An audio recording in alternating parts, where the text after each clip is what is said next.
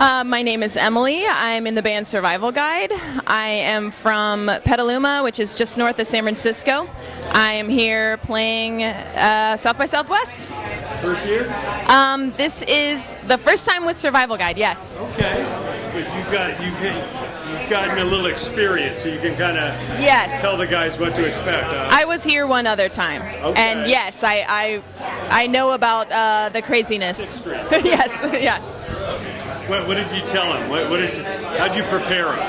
Well, it's just me, so I actually don't have to prepare anyone. Okay. So I was prepared myself.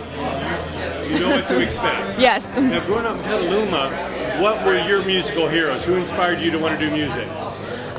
Well, I actually grew up in Central California, but growing up, my biggest inspiration was Green Day. Green Day hit me like a ton of bricks, and I felt like so invested in how much I loved them that I really felt like I needed to. The energy was incredible. Yeah. Wow. So yeah. When was the first time you saw them play live? I saw them play in '95. I think it was '95. Okay. Yeah. So Dookie had just come out? Or? Yes. Yeah. Okay. Yeah. What was it like to see him live compared to what you'd heard on the record? Okay, perfect. I mean, of course, I was blown away. I was a child, and I was in the front row. I smashed up to the front row. With the sweat. Yes, it was very physically traumatic. Yes, I'm sure.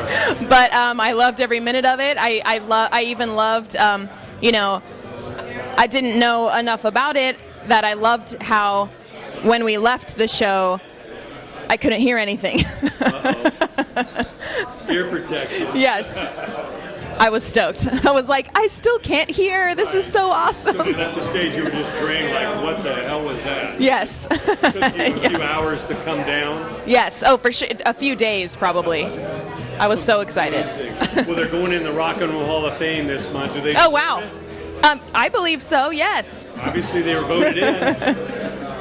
That's amazing. Tell us about your music and, what's important to you in conveying it. Yeah.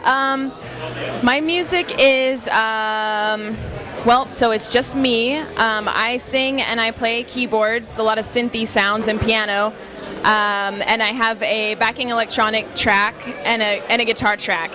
And what's really important to me is that I've gone through this transition of being in a few different types of bands. I started out in punk rock, influenced by Green Day, some pop punk. And over time, I realized that I wanted it to be more than that. I wanted to be able to include other sounds and more than just distorted guitars. And I mean, it's great, but using electronics allows me to incorporate whatever sounds I feel like. So that's really important to me, to be able to just do whatever I want to with my voice.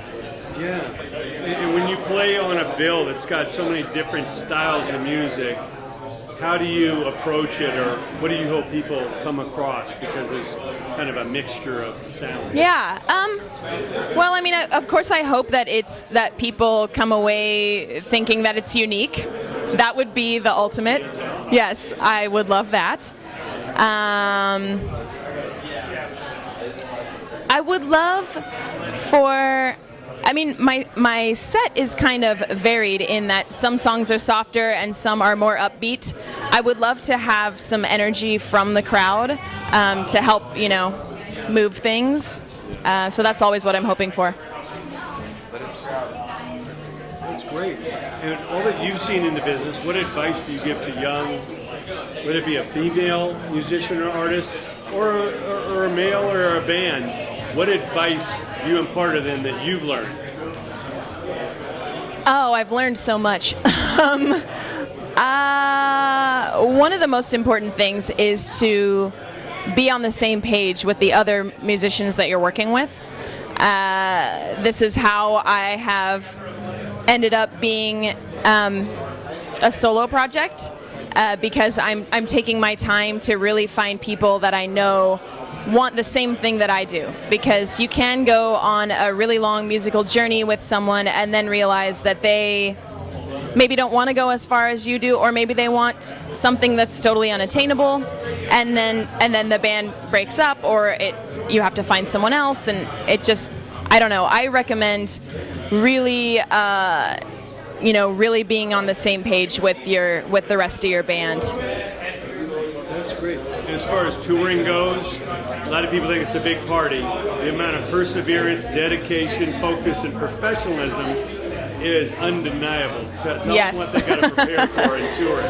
Well, I feel like as a vocalist, it's really important to make sure that you're rested, because your instrument is your body. If you get sick, you can't. It's different from. Getting another guitar. Yeah, exactly. If your voice breaks, you can't. There's not much you can do. Yes. So yeah, that's a big thing for me. Is making sure to get enough rest, and it's hard when there's so much going on and you want to meet new people and hang out and do fun things, but you really need to cut it off at some point so that you can get enough rest. It's tough. It's a tough balance.